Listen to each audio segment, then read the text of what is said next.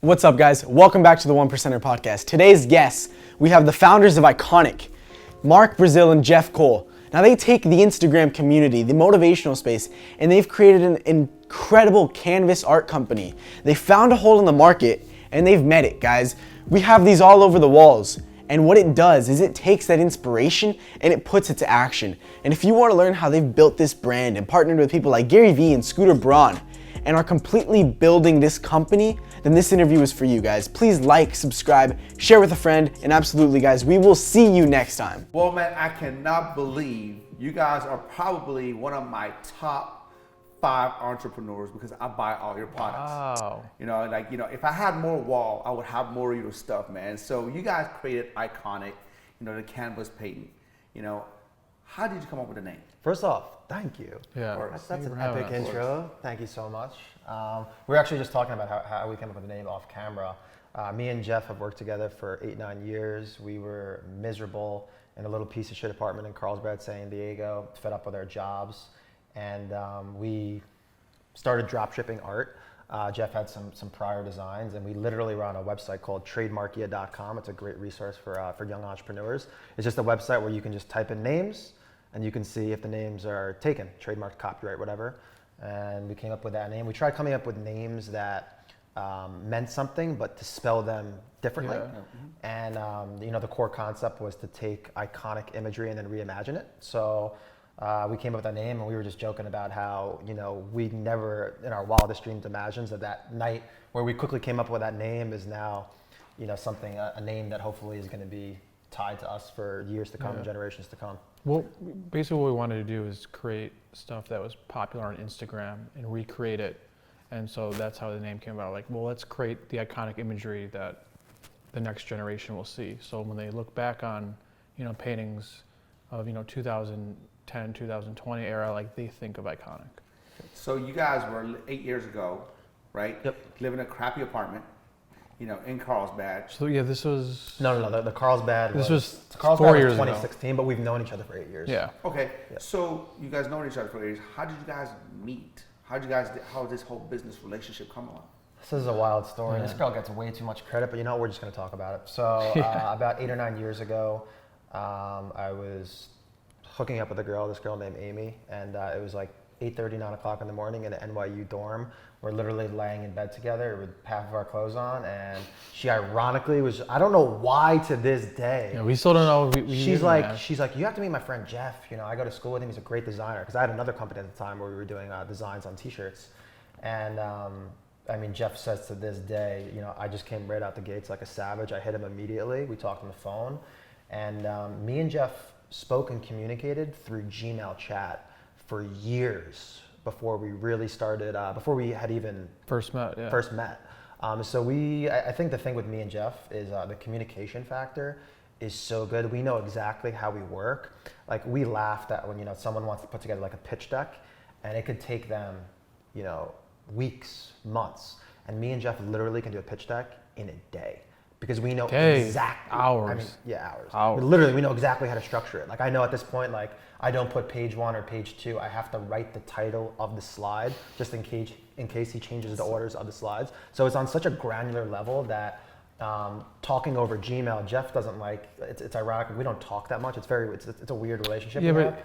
So he just like wanted to talk on the Gmail. We didn't even talk much on the phone. So just our communication got so efficient that when we did meet, and now obviously we're together all the time, it's very efficient.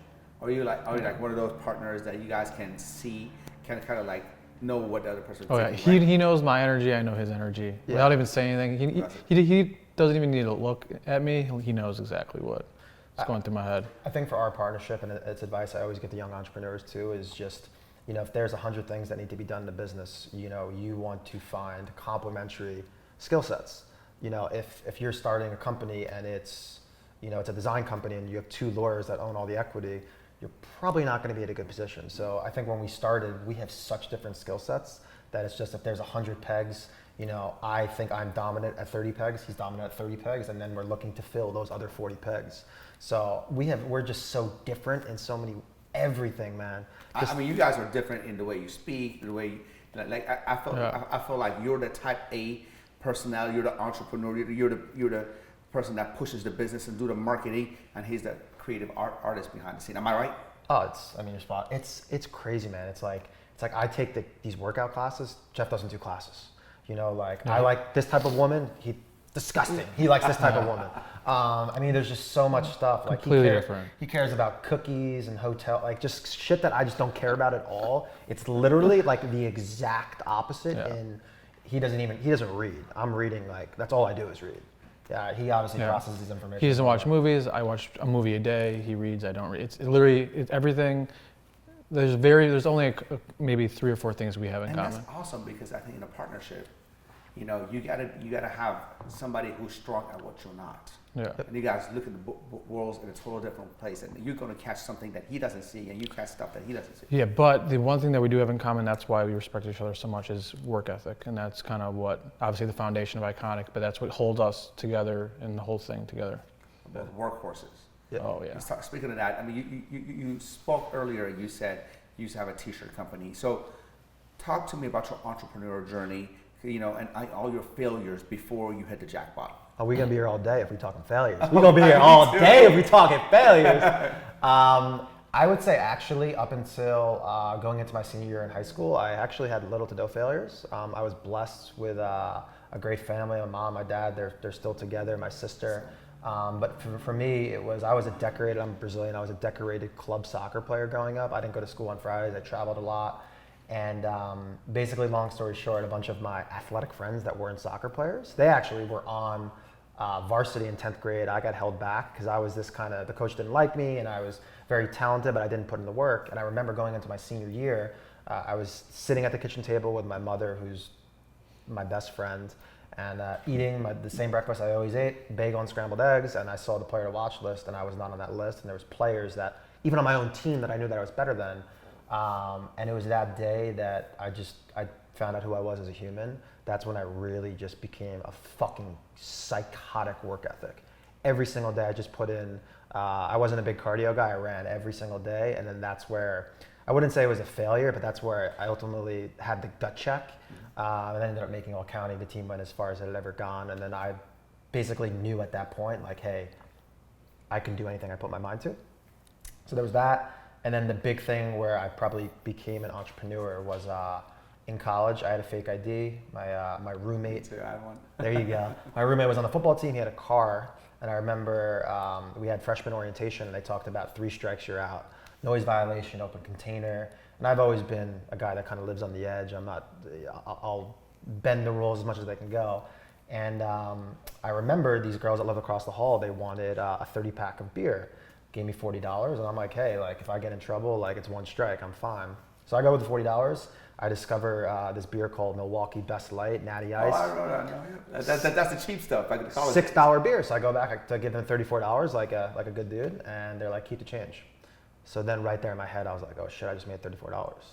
So then what I did was, and then I just went to the next door neighbor, the first floor, the second floor, every single floor. And then I just basically created an elevated, a menu with elevated pricing where I would assume all the risk. Then I remember hitting my mom up being like, oh, you have to send me more soccer bags because I need to carry this shit in. And then I got to a point where I was literally sourcing it out, where I was literally on the 4th floor looking down at people and mitigated all my risk. So it was then that I was like, wow, like, I'm a fucking entrepreneur. That is pretty cool, man. That's an American gangster. Yeah, I mean, I guess it is illegal. The softest gangster. I was a soft gangster. And I mean, Jeff can tell you his. I mean, Jeff, quite frankly, I look back 3 years ago, zero entrepreneurial spirit because you hadn't found your passion. Wasn't passionate about learning the business side. He really brought little to nothing to the table on the business side, and I've watched him grow as a human as well. But as a businessman, he started to invest some of his time into it, and now he has an opinion that matters to me. So I mean, I guess you had other entrepreneurs. You were selling your art. Yeah, no, like that's not exactly true. I mean, I was known as the art kid growing up. So like, I was an employee. I was always an employee. I guess you could say that. But I started private art classes when I was 6. So I had this like stigma, or not stigma, like artists have a stigma of like starving artists. So that was always been a thing, even when I was a little kid, is how am I going to make money with art? always known as the art kid growing up. I mean, I started selling T-shirts at age 11 to like art fairs. So every year I would do art fairs and sell my work, and at a very young age, and I was doing every type of art imaginable, selling stuff to my classmates. So I was always doing art, selling art, but to me it wasn't entrepreneurship. It was just like that's what artists does. They create and then they sell their work. But I didn't really get serious about art until college when, you know, I had a big family, something happened to my family. We lost. Tell them, let's go. Yeah. We're going into failures. Tell them the big failure. Go. Our family lost everything, and my dad went away, and I had no money. My family didn't prepare me for anything, so it was kind of like. You went away. Went away. Like, he went to prison. Okay. I don't want to say that. Yeah. I don't want to assume.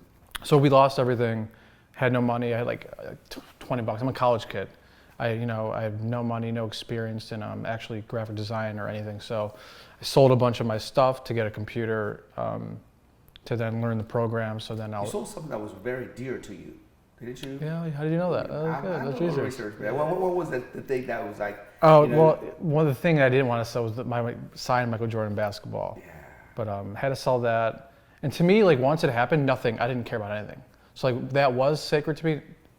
Didn't mean shit. Because now you got to survive. Yeah, it was survival mode. Then I locked myself in my basement, learned Photoshop, Illustrator, started making logos, started making portfolio, and that's when I started freelancing and going out on my own. And I only know this Jeff too. So when I met yeah, him, he doesn't know the I don't old know the me. other guy. So like the don't even give a shit about old that. me Fuck was that guy. actually a lot like Mark. Like I partied a lot, didn't care about. Relax. Yeah. No, I was like a party animal. You know, I was all in on my frat life and all that stupid shit. But I completely flipped once that happened, and that's when I met Mark. Like I think a year. So you had a T-shirt company. Was your T-shirt company doing good at that time? No, so just some failures. So I was all. But you still were scoring with the ladies because you were laying down naked, you know, and she. Do you know what's the greatest thing? The greatest thing about this whole situation? Yeah. You I was getting beautiful women when I was in the fucking gutter, so they could say all the shit that they want. Right I've now, been winning. So fuck that shit. But yeah, everything was all good in college, and then I had some money saved up, and then I ended up. My buddy was living in California, and he was like, "Yo, I'm part of this eco-friendly company that sells like lighting and stuff." He's like, "We need someone that's LEED certified, leadership in energy and environmental design." This was very big during the green boom, and I did very poorly in school. 2.1 GPA, 5 years, withdrew full semesters, fucking terrible. But I was an entrepreneur, and I knew nothing about this test, so I was like, "Hey, let's test myself." So I studied for 2 months, failed. Then you had to wait another 2 months to take it. So I studied another 2 months, failed again.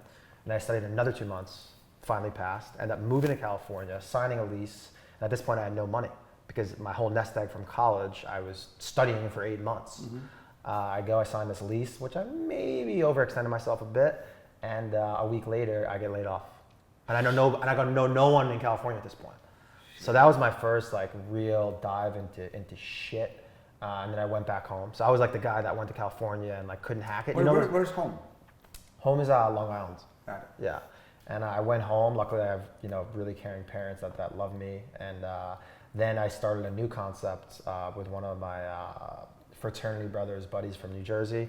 Long story short, we spent 8-9 months developing this concept. We get an LOI, and for those listening, it's called a letter of intent for $500,000. He goes away to Colorado, and then he passes away. And the money was tied through one of his connections. Is it natural causes or? To be honest, it's never been put in the media. Like I have a pretty, I think I know what happened, but that's neither here nor there. Okay. And yeah, so then I was, obviously it fucked me up mentally for a minute. So then I was again stuck with nothing. Yeah, that sucks. And Especially then, your friend too. And then I'm leadership in energy environmental design, and that's all I have, and I have no money. So I end up going on Craigslist and finding a remodeling company, and I'm going fucking door to door, Beverly Hills to Compton to Inland Empire, traveling 240 miles, these shitty leads. There'd be days where I'd travel 240 miles and no one would even fucking answer the door. I was broke. I mean, there'd be times I'd be sitting in houses, 5 hours, 6 hours, 7 hours, no sale.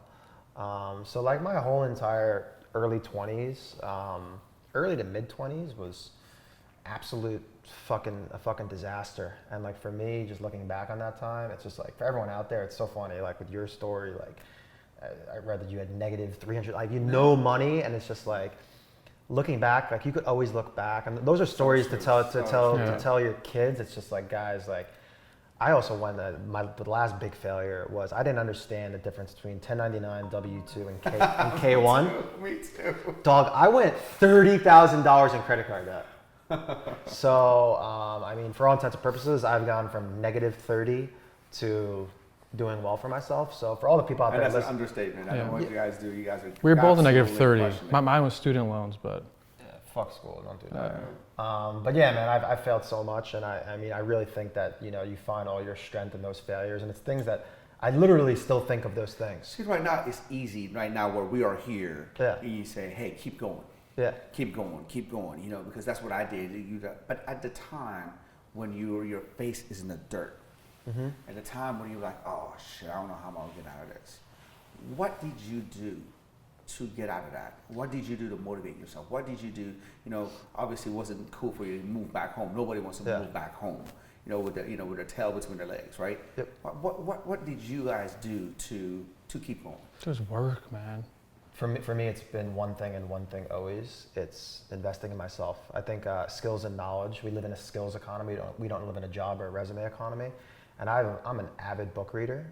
For me, I didn't have access to people like you that are super successful that I now do, and I have partners that are super successful. So for me, I've been reading an insane amount for 9 years now. So I learned a lot from books, and then I just had all of these failures, and then you now combine that with a third tier of like, I can ask you specific questions about your industry, and chances are you're gonna give me the right fucking answer. Yeah. So for me, it was just always just like investing in myself and investing in my brain. So good. Yeah. That's so good, man. Because I think that to me, nothing's gonna give you a better ROI. No stock market, no real estate. Nothing's gonna give you a better ROI investing in your skill set, in yourself, and your knowledge, man. That's great. How about you? Yeah, but for me it was a little different because I didn't know. I had to completely switch from illustrate. I majored in illustration to I now had to learn how to quickly make money doing art, and doing all these freelancing jobs and learning. But I was getting art director jobs in the first 6 months of learning these programs because they didn't know how much experience I had. They just saw my portfolio. So it's the same thing. Like I invested in my skill set and transitioning my skill set, and I would be getting these corporate jobs and did that. I got fired for working on. I was so bored that I was working on other clothing lines. But yeah, like I was a terrible student too, and that's something that's I want to talk about because like I was never seen as a smart kid, and I failed. I was the type of kid that your parents had to come in to like and talk to all the teachers. Like all the teachers would be in one room, and you and your parents on why you were failing all your classes. And that was me, junior high, high school, and even college. I failed out of all my college classes. But now I consider myself. I think I'm one of the smartest ones of my friends, just because I'm actually enjoying learning what I want to learn and what I'm passionate about. So I think a lot of kids just when they're deemed as not smart, they're just not investing their time in the right things. They're not fitting in the norm. That's what it is. They're not fitting in what society says smart. Yeah. You know what I mean? They're not following a rule. You guys made your own rule. You guys made your own way. You just told me earlier, Mark, that you always pushed the envelope. You always were trying to figure out a better way to do things, better way to make money, faster way to get things done. And you did the same thing.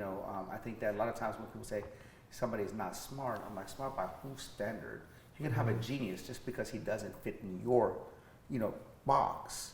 You say, oh, he's not smart. Yeah, there's that one quote. If you judge, I think it was, if you judge a fish by its ability to climb a tree, it'll think his whole life he's stupid. Yeah, and that's basically that's basically that was my situation, and that's everyone's situation. If you're not doing the thing that you're good at, you're gonna think you're stupid your whole life. So tell me about the beginning days of Ikonick. Tell me about the beginning days and how it all started, and some of the maybe setbacks or unexpected things when you first started Ikonick that you weren't looking for, and then when I think that when you started using Shopify, Yep. and then we started actually running ads, and when you actually started scaling it, that was in 2016, I believe. So I just want to start, but these were the best moments of my life.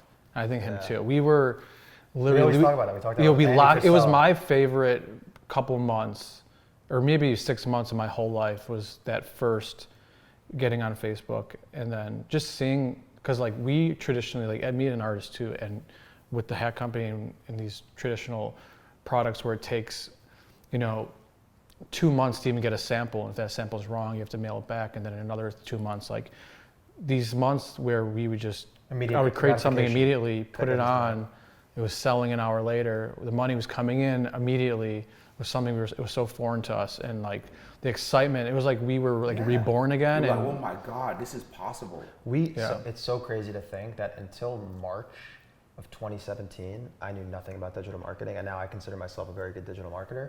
But I mean, it was 2016, we were living in Carlsbad, we had another job, and we literally used a drop shipping canvas company that Jeff had used for years. He did a couple designs, we went on Squarespace. I own big Instagram accounts, so we were just bartering back and forth. You have 2 million followers, I have 1 million, you post me once, I post you twice, boom, boom, boom, making $1,000 here and there. Black Friday of 16, we made like, I don't remember. 10 grand. 10 grand. In the weekend. And we were like, holy shit. That was back in the day, man. I was texting my buddies like, yo, you have no idea, we made 10 grand this weekend. And at this point. And now you make that an hour. Yeah. that would be a good day, an hour. So we just started doing that on the side. And we had another job. So we were just doing this on the side from 5 a.m. to 8 a.m. from 6 p.m. until whenever. And February 27th of 2017, we moved from Squarespace to Shopify. In March, we started doing ads. And then it just went, and we got a little taste. Yeah. And like the one thing. We had a viral factor to our business at that point, just because we were first to market. And I had the ability to really create anything I wanted to, and that gave me the ability to really study human psychology of all the social media platforms. So it was very instant and it was very calculated. So when you started hitting that viral point, all of a sudden, sales are coming in. Just as a side note, I can just see you guys having your Shopify app and hearing ding. Oh yeah. Oh yeah. All right, guys. I can see you guys like. That's why we didn't leave our place for like the first 3 months. We didn't even literally go outside. Like it was.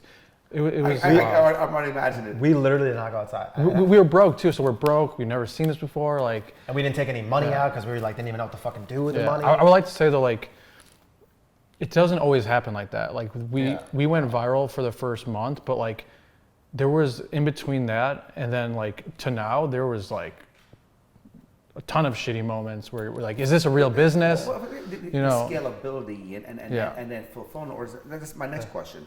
So sales are coming in. You basically this is good. You just throw gasoline on the fire. Now you go. Now you got to contain the fucking fire. And this is where Mark's psychoticness comes in. Do you have a problem fulfilling the orders? So that's what I'm already there. Yeah. This is why you can't say shit to me as far people can't say shit to me from like a work ethic standpoint. I'm a King Kong, baby. No, literally. So literally in the beginning, it was drop shipped. So it was an at once type thing. But what we had to do was, before creating a partnership with them, we had to manually input the orders. So it was me and Jeff. We would have contests. Every order. We would have contests, and we'd be like, oh, we can do one order like a minute and 37 seconds. And we would literally, I remember we'd take fucking naps and shit. We'd be doing that shit all night. He'd be like, oh, I'm gonna do 50. I'm gonna do 50. He was like, I didn't want to do it because I'm not. That's not like my DNA. And he's like, I will stay up. We were 3 weeks behind. There were 200, 300 orders every day behind. And I think the smartest thing that we did, and I actually saw on your Instagram, one of your last posts, which I fucking loved it. I individually dealt with every single customer in the beginning. So I identified and understood every single problem. And with every problem, that's an opportunity to turn that into your biggest fucking customer. So I mean, I knew everything, how long does it take for shipping? Can you ship here? What are the sizes? What are the gallery runs? What's your return policy? So it got to a point where I fucking knew every ounce of our, at that point, simplistic business, but I was so educated. And like in the beginning, you started seeing on the reviews, it was like people like oh, like I spoke to Mark, and I'd be like, oh, like this company in the beginning, we didn't even have Ikonick.com. So it was like, spoke to this company, shopiconic@gmail.com. Like we were so fucking janky in the beginning, but like, I mean, I completely agree with what he said. Like those are the moments like, Yeah. oh my God. That was the most man. exciting, like just, you really felt like we were just in this moment of time. And like, when I think about that, you can tell like our energy just gets like, it builds up, it gets crazier. But like, you remember when like if you first like saw, and it's like a dog knows a dog, like when you see that little bit of fucking blood and you're going for the fucking kill, oh my God, we couldn't go fast enough, man. I was like, Jeff, make more fucking designs, keep going. So how did you figure out how to scale it though? I want to know, a lot of businesses at that time, they implode. Yep. Right, because they have more orders coming in. I see it at Shark Tank all the time. Yeah. You know what I mean? Before they put gasoline on it, can you fulfill the orders? Yeah. well, here's what's great, because a lot of people, that's why Mark is amazing what he does, is not everyone would, I think after the first couple of days of when we went viral, he's like, I'm flying out to the production company. He wouldn't take no for an answer from them. At first, like, no, you can't, like, who are you? He's like, no, I'm flying out to meet you guys. And he literally flew out the next day. I just showed up. He just showed up. It's such an easy concept. You're just going to go talk to people. You just make shit happen. Yeah. Mark has it. I'm going to get shit happen no matter what. I'm going to get this shit happen. There's a way I will find it. Yeah. Instead of being passively sitting back and letting life happen to you, you're making life happen. Yeah. And that's a great, great asset of an entrepreneur. Yeah. But that was step one, right? Is to get the production situated, and he went psycho there. But we didn't realize it was only a couple pieces that were going viral, and we only had like 10 pieces on our site. So in terms of scalability, we didn't even know this was a real business yet. So once I started creating more designs and we saw the sales kind of diversify, that's when we knew, okay, this is scalable, and now we can create categories. I wanted to quit the shit like month 2, and this guy was like, and he means like go all in on it. And we did I don't know the exact number, but I think we did like maybe three-ish million part-time. So it was crazy because we just were like, we didn't understand digital marketing under the notion that like, wait, like I felt like one day just was gonna go to zero. But once you start building that momentum, you start, your Facebook pixel starts getting richer and smarter, then it's like you create momentum. So we were just like, I remember he just wanted us to get to a certain point and have a certain amount of SKUs that did well, and then our other business partner in the other company that we were in, we're just like. Now, when you create art now, how do you know what to create? Or is it something like, do you test it? Do you run it by a board? Or you say, oh, this looks cool. I think this will do good. Let's see how it does. That's where like style and just like knowing what my whole life I've been training for this. It's like I've always grown up creating art for other people, not for myself. And yes, I create it for myself too, but I always think of the consumer first. I always have, growing up, even when I was a little kid, and that tremendously helped Ikonick because I was studying the psychology of what people were sharing to their friends, what they were sending in DMs to them. And it was very, it wasn't tangible. So I'm like, and also everything was very crude. So I'm like, there's a way to kind of take these things in the metrics. I mean, I can see how many things are shared. I can see how many comments people are like. I can see what my friends are sending me, who's laughing at what. So it was a lot of studying, but we have the ability to test anything we want at zero risk. Besides my time. Yeah, it's a zero risk for you. Yeah. That's an awesome thing. It's not like so got it. So like after time, and you see which is what people are liking, and you kind of just build off that. I'm sure it has happened to you. Anytime you said, "Hey, this art piece is gonna crush," and it doesn't. It happens. I'm wrong on everything at this point. He's zero for like 30. Get out of here. Yeah. And then there's other times we're like, well, I don't know about that, and it just goes crazy. When we do collaborations with people, I always, I'm doing all the front end work, and then he gets looped in after on the creative, and I'm just like, hey guys, if you want to pretend like you think you know what's going to do well, you can do that, or you can listen to a guy that's scaled this business and done over 1,000 SKUs. So he understands what font, he understands all that shit, and some people don't listen, it doesn't do well, and people that do listen, they're getting nice monthly checks. Sometimes I like that. I like listening to them just so I can have a nice case study just for then him to go and be like, hey, look at this didn't do well. This is him, it did well. A big thing though that can't go unsaid in this conversation about the creation of the art, what I've learned is like there's other companies out there. A lot of these guys fucking rip our shit off, and it's like, it's so crazy to me to think that like they all just look like a shitty version of us, under the notion that it's not that hard to execute a lot of things. But what I've noticed with Jeff is conceptually and style-wise, I know what I have here. Yeah. And they're not gonna beat him there, so that's why they're not gonna fucking beat us. So that can't go unnoticed. That's not something that you can buy. The first time you saw someone, you know, mimicking you or copying your shit, you know what I mean? How did you feel? What did you guys talk about? You know, This is interesting. I'm gonna tell you what happened. Yeah, this is a good lesson. I was erratic. Jeff, little emotional bitch at the time, was fucking crying, and this is where I think probably. You know, it's just a matter of time. That's the compliment when somebody does that. Not actually crying, complaining. He's a big fucking complainer. He's gotten better now. He doesn't do that no more. But for me, I think like one of my probably strongest assets is I just internalize it and I figure out how am I going to solve this situation, and we solve it, and that's it. I can see, you know, I can see tell Jeff, don't worry about it. We're gonna fucking smash him. Yeah, it's just like, that's probably one of you know what? It's like it's actually one of our 6 core values is be solution focused, and like people that are whiners and talk about problems and shit. It's just like, dude, get the fuck away from me. I don't, you know, how do we figure this out? And at this point now, like it's funny because I'm half Brazilian, half Jewish. I have a Jewish mom, and she sends me all the time, like, oh, this fucking a screenshot of Instagram. Our family's She's on her really, iPod. She sends me these like screenshots, and I'm like, Mom. Your mom's protecting you. My mom's protecting me. She's Can like, you believe it, these assholes? She's like, they came and followed me. I'm like, that's really weird too for some people out there that steal shit from us. That you're following my mom on Instagram. You're fucking. You know what, man? That's just creepy. Man. My mom with 60 followers and a picture of our Maltese as her profile picture. Like, guys, relax out there. But yeah, you gotta be solution focused. I mean, one of our great sellers is nobody cares, work harder, and that's just how we go about that. You know, I have this thing, man. I always say, if somebody in my organization, you're not allowed to come and say there's a problem until you actually present me with a solution. You know what I mean? You can't come and say, Sam, this is wrong, and this is what happened. I'm like, okay, well, I know the problem. I'm like, what is your solution to it? You gotta present me with a solution, because anybody can come in and say the problem. So I love that you guys are solution based. Well, it's tough for this. Yeah, it's tough for this because there's really, for the copycats, there's not as much a solution. It's just you need to just not even pay attention to it. So the solution is don't pay it any attention. There's creative ways that we cripple them, and some of them are not going to be happy sooner than later. Well, I mean, look, my mantra is create faster than they can imitate. Ooh. You know what I mean? I got some bangers. Create faster than imitate. You know what I mean? There's always going to be somebody. When you're doing well, somebody's looking at it and I'm like, well, I can do the same thing.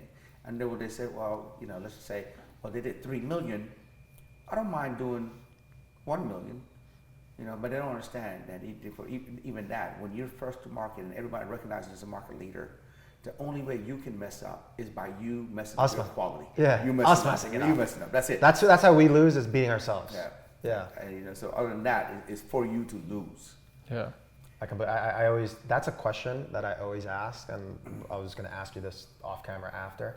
But with every intelligent human that I meet, especially people that are in the D2C space, I always ask them, how do I fuck this up?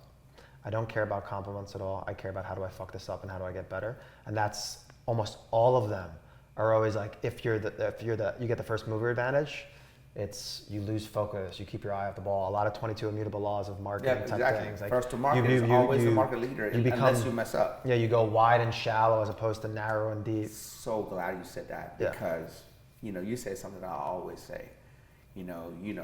I'm sure that everybody and their mother now, because you're so successful, they want to know, why don't you sell T-shirts? Why don't you sell hats? Why don't you sell towels? All that kind of stuff. And I saw in one of your interviews, that you said, what, you're going to go deep in the niche. There's so much more meat left on the bones. Your quote. Yeah. You know what I mean? And so there's so much more things you can do with a canvas art than you can do with anything else. And I wholeheartedly believe in that. And obviously, you have those levers to pull when you want to. You know what I mean? But you're not concentrating on that. You're concentrating on becoming the best, becoming a household name, which I think you are already. Ikonick. with a canvas. Can you talk about that? Yeah, so I completely still stand by that. But what's interesting for us is I think at this point, you can kind of look at it into two different buckets. There's the persona bucket, and then there's the product medium bucket. So the persona bucket is we're dominating, and we've seen over time that we're dominating in the motivational, the inspirational, the entrepreneur, the me, older, younger. So what we're doing is we're going to start moving that core DNA. We're going to sell art to, but in different, the same core DNA. But I can tell you one, like we're going to do women's themed pieces, but motivational. Kids themed pieces, but motivational. Love that. So we're going to get really heavy into there, and we are going to eventually pull that lever into other product mediums, but it's going to be. When are you ready? When pretty much you eat all the meat on the bone. It's an interesting thing because like we talked before about 22 immutable laws of marketing. It might be a little bit outdated nowadays, with like when you own the customer data, and you have the average order value and the LTV, and hey, you said it actually, you got no more fucking room on the walls. Yeah. Would you like one of these pieces on a hoodie? Probably. So I would love a rocket. Yeah, so I mean it's something that we're entertaining, but we're focused, so I'm not concerned. It's important. It was important. We're starting to talk about now to be. Should be a great the first art. I can just see it right now. You buy the thing. Oh, do you want a T-shirt to match? Yeah. Show. Yeah. One click upsell. At first, like we wanted to be the first. Obviously, the mover advantage was to be the first art brand. So we're like, would that deter from that? So that's what we're kind of figuring out right now. Yeah. So you guys do collaborations with some very iconic people. I know Gary V and some others. Mm-hmm. Can you talk about who you collaborated with and how it is to work with them, and how do you decide who is the right fit to collaborate with? So, how do we decide who's the right fit? Is first and foremost it goes back to just company core DNA and values. Do they resonate with who me and Jeff are as leaders of the company, as humans? Are they the outwork everyone type guy? Are they the solution focused type guy? Are they that type of person? Because ultimately, if they're going to sell it to their audience obviously are people that usually aspire to be that type of human.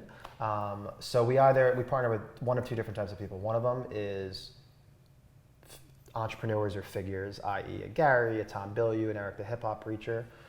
And what we do is they give us kind of their favorite words and quotes, and then Jeff puts his artistic spin on it. Or we partner with artists, and then they collaborate with Jeff to build the art, and then we put our motivational, inspirational spin on it. So I'm like, basically it's a multifaceted thing where it's either you're giving the aesthetic and I'm bringing the concept, or vice versa. Okay, so I just popped in my head right now because of what happened to Kobe just recently. Yeah. Did you guys ever think about, maybe we need to make a Kobe piece, and that would go hot right now? So I love this topic. Yeah, right this is a good one. So first and foremost, Kobe is probably one of the most important humans to myself, Jeff, multiple members of our team. He's a guy that, forget the basketball, he's a guy that every single second of every single video scoured across the internet, I've watched every single one. I have tattooed on my leg, my jeans are too tight, sorry. His third grade English teacher gave him a quote called "Rest at the end, not in the middle." It's a quote that I live by. I have it tattooed on my leg. I got it a year and a half ago. It's literally the bio. It's in my bio, my Instagram. So, what's really upsetting is, and it's good because Gary actually posted something about it. Is like, this was going to be the year that I'm going to find a way to. I'll go meet Obama next month if I really want. If I dedicate myself to it, this was going to be the year that we were going to strategically meet him. We were just looking for the right avenue to get to him. We wanted to come from a place of power and just figuring out how to be introduced to him. And the fact that he died is fucking mind-blowing. But I think now we're actually seeing, I think that people that are creating Kobe-based products, not only art space, but in any type of consumer product space, without 100% of the proceeds going back to him or the family, and even that's a little dicey, I think are the lowest scum of all scum. Because just trying to ride a quick wave of making money, right? There's almost every single one of our competitors have Mamba mentality, and it's just like, the fact that you're piggybacking off a man's death, and I get it. Like, you don't think that, I mean, we have the one piece that we have loosely based off him is rest at the end, not in the middle. It's from his 3rd grade English teacher. We've had it for years. And I literally, like, me and Jeff debated. You actually have an art, you have an art piece for that? It's called, right? Yeah, it's. I gotta get it. Yeah, It's a dope one. Is that new? No, it's old. I'm saying I've had this tattoo for a long time. I need to get that. It's like an obscure quote from his Love English that. teacher.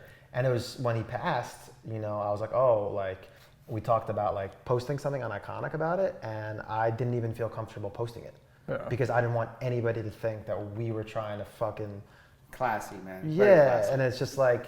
We took kind of what happened is a way to incorporate him into our core values and basically use him as like, this is now the type of person that we want in our company, and what we're trying to bring, like, keep his legacy alive of that mentality through like how we operate. You guys are the real deal. A lot of Thank people, you, man. A lot of people talk about core values.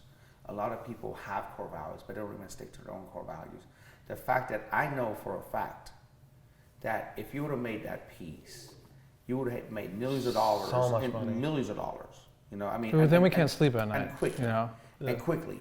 And you gave that up to stick to your core values and to say, hey man, you know, this is not what I want to do. You know what I mean?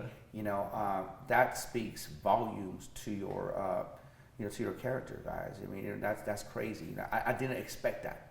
I didn't expect that answer, you know, because I know how hot that is right now. I mean, you know, I went yesterday and I bought 5 of each of every magazine that he, you know, that he was on the cover. I mean, that's a good investment. That's a little different.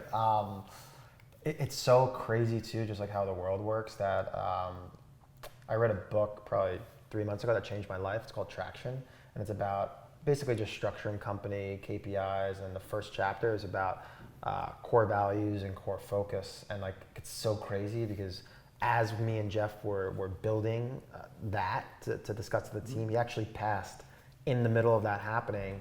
And I mean, Austin literally just moved from Hawaii on Thursday, and was it Friday or was it Monday? Monday. Where I literally sat the whole team down and I went through all the values and I explained to them how, you know, guys like Tom Bill, you guys like Gary, guys like Kobe, like this is all of the people that inspire us, and it's me and Jeff's DNA mixed with them, and this is the type of humans that we want to have here. And now, no one is going to walk through the door of our company that does not resonate with all 6 of those core values. Speaking of your team, you know, we have, you know, 9, 10 people in your team. Yeah, we have 10 in-house. Yeah, 10 in-house, but then we have a marketing team out-house, and then we have production who also does our customer service. So, and you know, that's what I love. You know, you guys are keeping it very lean, very efficient. You know, and that's mark of a good company. You know, you guys have 10, you know, core people.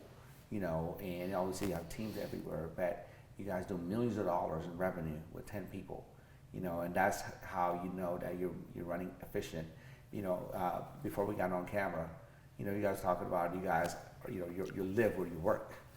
Yeah, you know, it's and crazy. you know, you just get up and go right to work, and that's why you know you're so productive. You guys are just workhorses that laser focus on the task at hand, and that's why you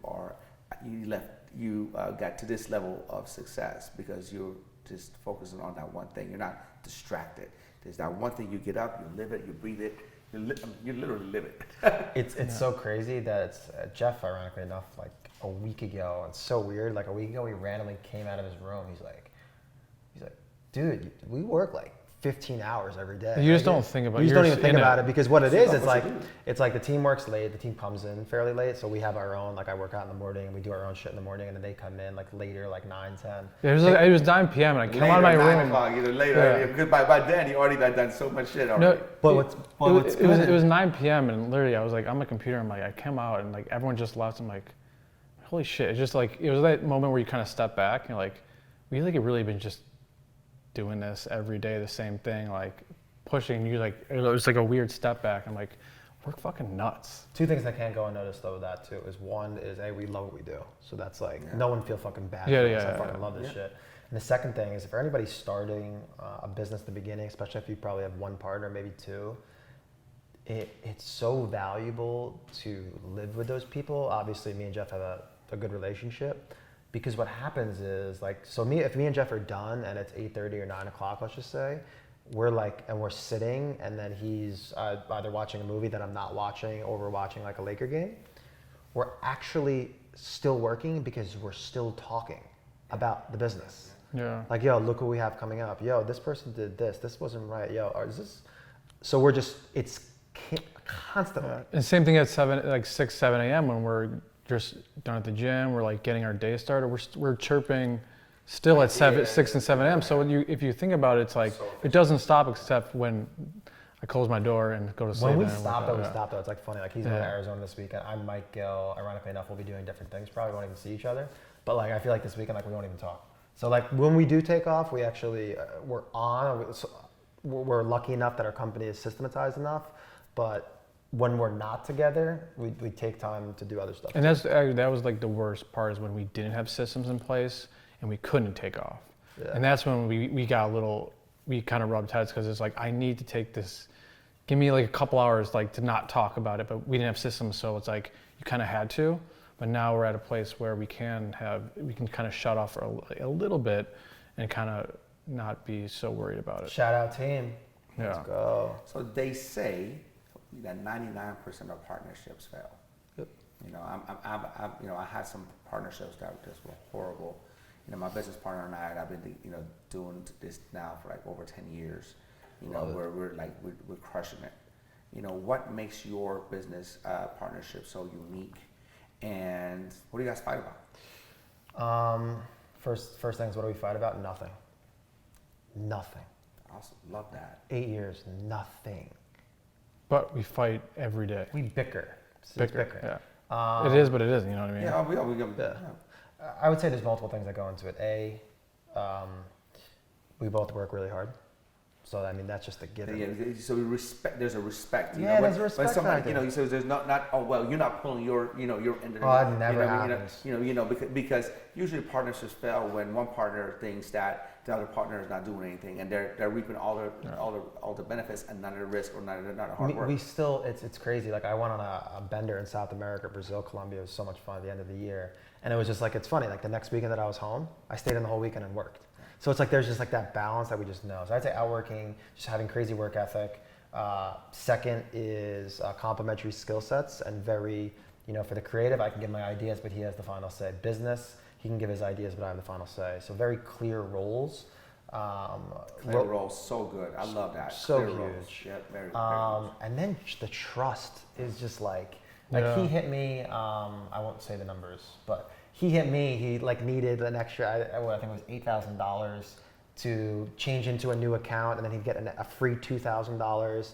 And like he didn't even he just did it, and like we'll just figure it out at the end of the month when we reconcile the month. Like there's like neither of us are doing like scandalous shit, and it's just like anytime there's any sense of it, it's just like we just sit down, we talk about it, and we figure out about it. So it's like just being really like self-aware and just being like. Well, there's a bigger mission than just yourself.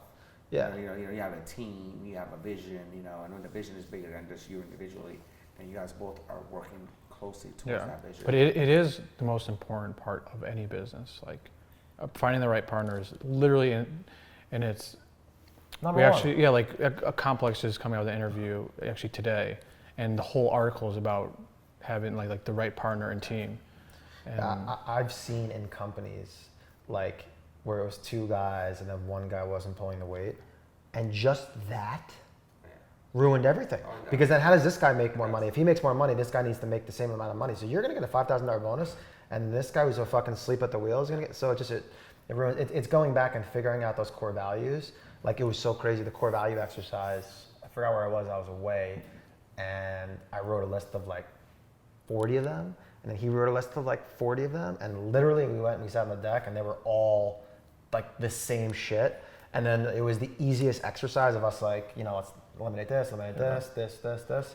We literally figured out our whole company core values, and like if you aggregate all the time of thinking and working in like 3 hours. yeah, so. but I think another thing that we didn't talk about is my suggestion is you guys both have to be completely equally incentivized. That is a huge one, John. That's a good one. There's nothing It's huge worse. because in the beginning, everyone who I knew was like, why would you be giving it should be 80-20, like because it's my art. And then everyone on Mark's side, like, why would you give the Why give artist? the artist 50-50? Yeah. And for us, it's just You like, guys are dummies. yeah, Trust you the need to be process. equally incentivized. Like, I don't, the concept of someone getting more and less when they're starting a business with a partner makes no sense. It's already fucked up from the start. It's already doomed from the get-go. Yeah. Like, if you think about it, like, if we were 51-49, I actually don't even really give a shit, but in most senses, like, if it was that, like, that 1% could be, like, the biggest delta and everything, because then they just think that they're fucking more important. So, yeah, you don't want to do 60-40, guys. You don't want to do 55-45. That's stupid. Love it, love it. What do you guys see the Ikonick brand in the next 3 to 5 years? 3 to 5 years, ironically enough, this is chapter 2 of the book, which only chapter 1 is done with the book that we're doing. So we're actually, I'm gonna have a concrete answer for you in probably a week. But I would say just, the main goal of the company is really to inspire and motivate through storytelling. So we're just going to continue to network with like-minded people like you, tell great stories. And for now, it's just art. We are gonna get into more product mediums eventually, but it's really just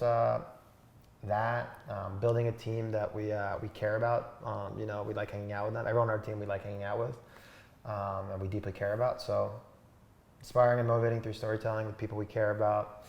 Love that. Yeah. Eventually we're gonna have a book. I already started working on that. Yeah, writing is going to be, or for me at least, writing and storytelling, I'm going to take a larger focus on instead of creating.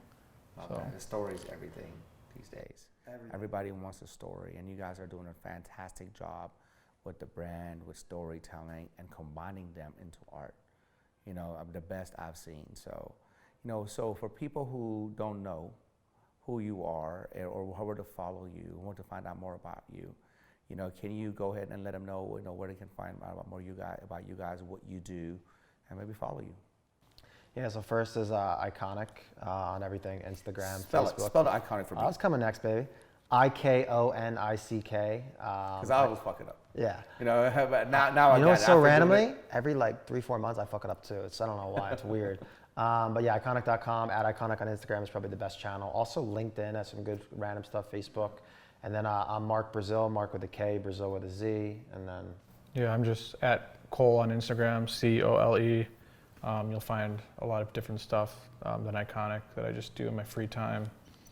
And yeah, I'm just really excited about our other demographics besides the entrepreneur hustler. Kids, Yeah. women. I love that. I would flood my kids' stuff with them because I want them to wake up. It's coming. It's coming. I want them to wake up and just see inspiration. It's basically what the whole genesis of it is. Like, I wanted the modern day dad and mom to take these new concepts and things that are being pushed in today's society and have them understand it as kids. And I just think it's so outdated. Yeah, it's very outdated. Tsunami coming. I can't wait. We've been planning this tsunami. I'm behind closed doors. And it's fine. It's coming very soon. It's imagine me trying to visually tell the kids the stuff that you've been learning today. Yeah. So. I'm telling you, man, I'm ready. When that comes, Let's go. I'm already imagining my girls' room, what's going to be on there, and all that kind of stuff. So, and let's talk about the fulfillment with that. Imagine, someday some kid will say they became this because of the art, and that's what's going to be, your hugest accomplishment, because this little kid grew up looking at these things and what does that mean, and then inspired them to that, and that's your big play, brother. Yep. That's the last thing that I want to talk about is just like that shit still to this day, like the DMs I get, like saying like I changed their lives, like that shit will never get old. Never get old. That shit fucks me up so hard. So yeah, I love that shit. Well, guys, thank you so much for coming on the show, man. I appreciate Thank you you, guys. man. That was good. And we gotta do this again soon. Yes, sir. Boom. Hey guys, if you liked today's episode, do me a huge favor. Go ahead and leave a comment below, subscribe to the channel, leave me a review, and tag a few friends that you think can benefit from what we shared today. Really appreciate it. God bless.